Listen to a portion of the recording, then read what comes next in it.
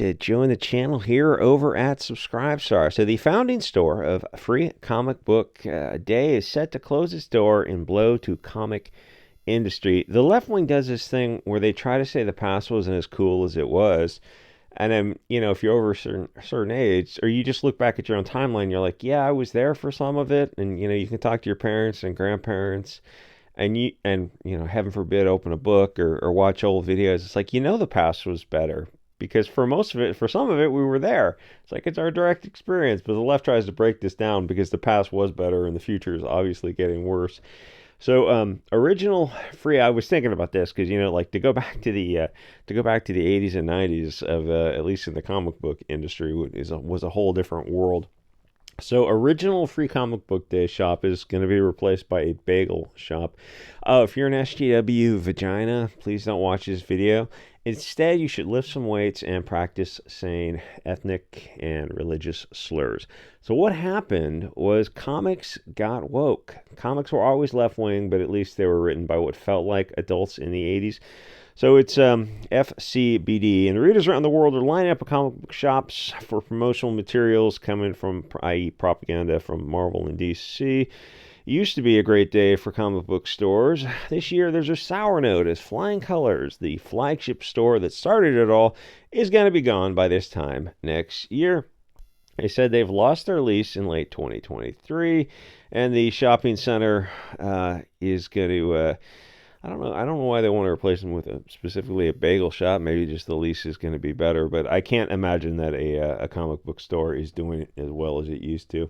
What happened was these people got replaced with childish weirdos and blue-haired angry feminists who openly hated men, Christians, and especially people of European descent. I mean, comics are it's so biased that when I mention the hair and the eye color all the time because you could simply go through comics of the past 10 years and make a chart of eye color and protagonist and antagonist. You'd be like, oh, this is nuts. Yeah, that's how anti-white mainstream comics are. And they mentioned the Wu Flu here. That seemed to be kind of the straw on the camel, where Comicsgate just kept on selling comics, but the mainstream comic industry had a pencils down moment, and they didn't really pick them up to the same extent they used to. Comics has become Bolshevik propaganda, where they used to be fun escapism, and to the left wing, everything has to be a vector to push, to push whatever their Saul Alinsky globalist, whatever is current, the soup of the day for them under globalism. You can't just have something, you just can't kick back, smoke a joint, whatever, and relax. There's no time for that, comrade. Gotta rally the proletariat. And you look at these people, it's like, it's been done. My God, it's been done. If you're in your 40s or 50s, you lived through the Cold War, all these ideas are just developmentally disabled, and they're not going to work when you try them this time.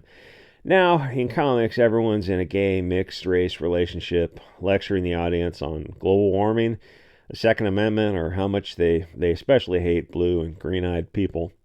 The reason for the blue and green-eyed eye color or blonde and red hair, because they really want you to know that these are the Ubermensch, the top of the Euro food chain. These are the whitest of white people, and you should focus all your hatred on them.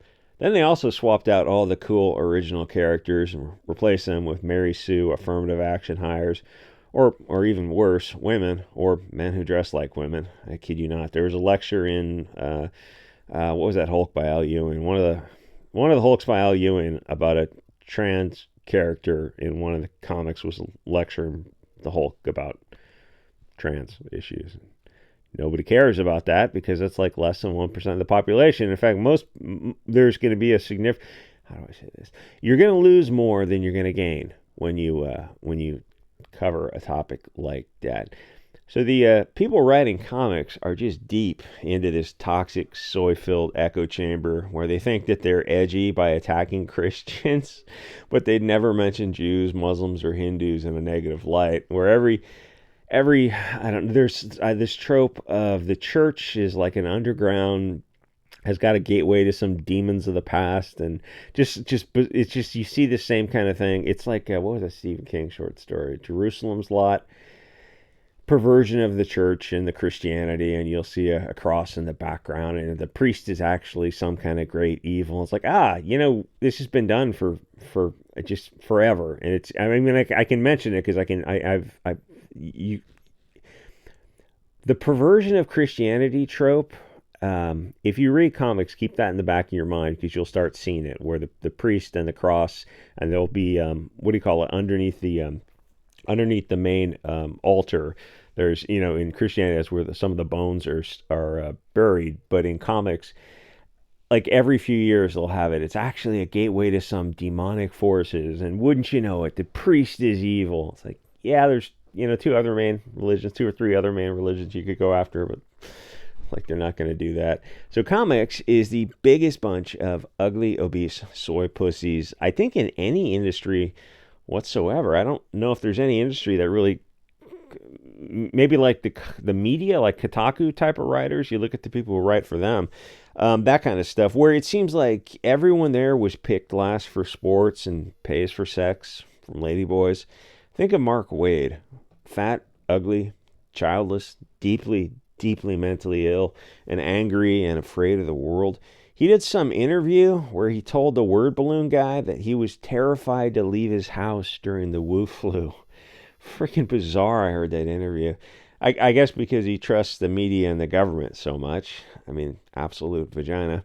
Anyway, the point is, people. Oh yeah, this is what this image of the classic comic book store. Oh, those days are gone forever, unfortunately.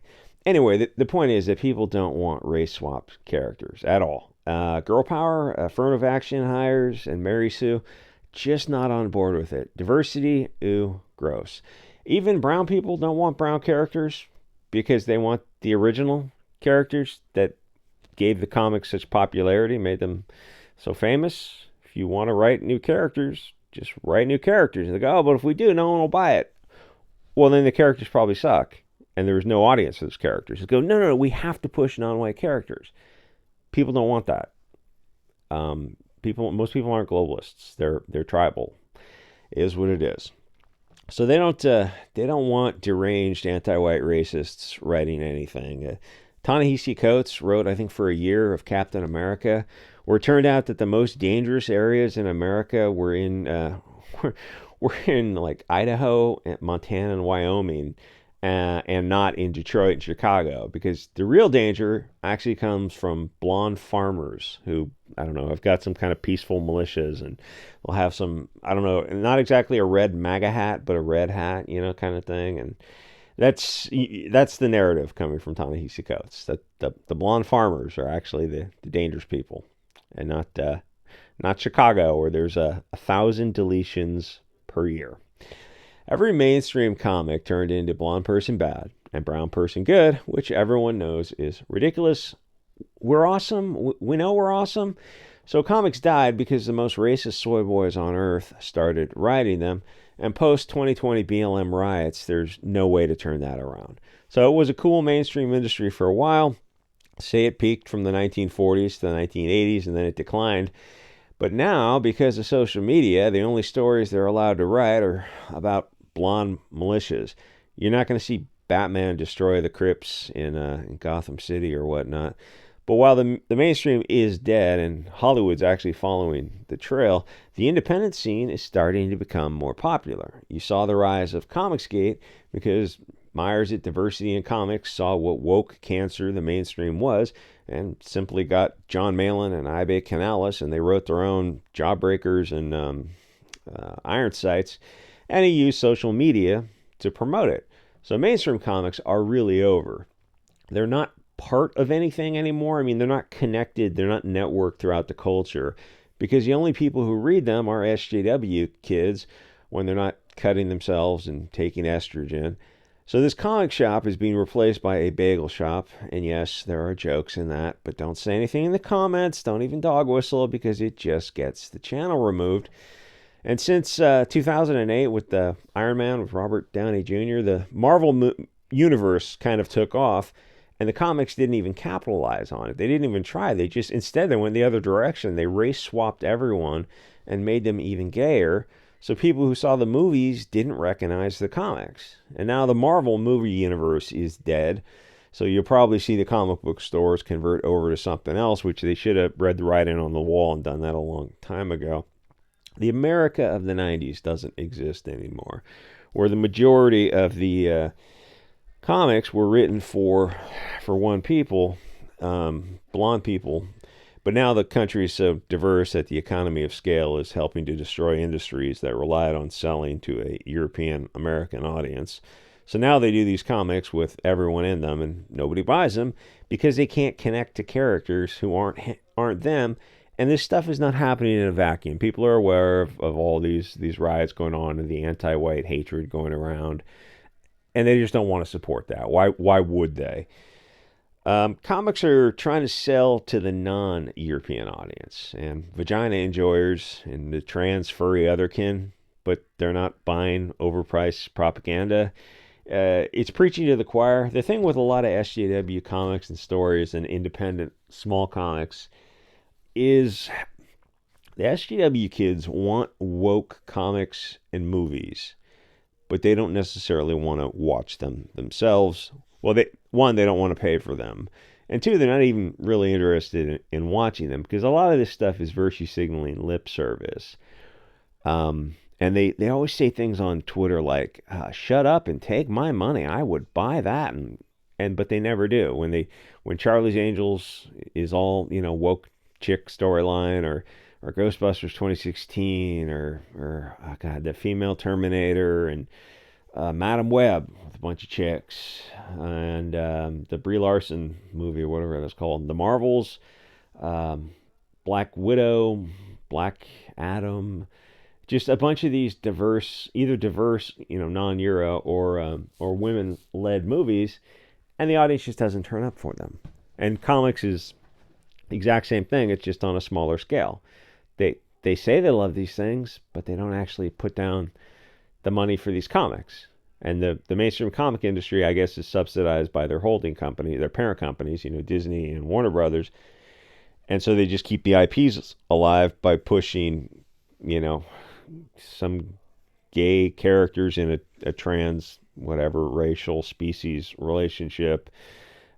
And just like the most out there left-wing talking points where everyone is trans, and you look around and they care about global warming, and you go, none of the writers of this magazine understand the stuff they're talking about, because these are not people who have degrees in any hard science, so they're just repeating things, and that comes across in the storyline as very like you can tell when somebody knows things firsthand from primary source material, and when a story is just coming from secondary source material. And that's what comics and Hollywood is now. It's like nobody's an expert. They're not well-rounded. Like I think of them like, what is it, natural philosopher and natural scientist? Well-rounded, reasonably intelligent men anymore.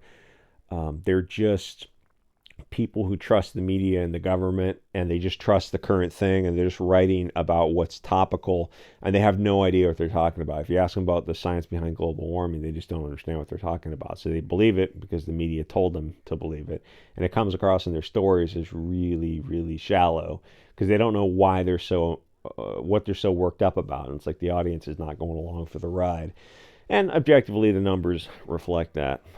Anyway, like, comment, subscribe. I'll see you guys on next episode.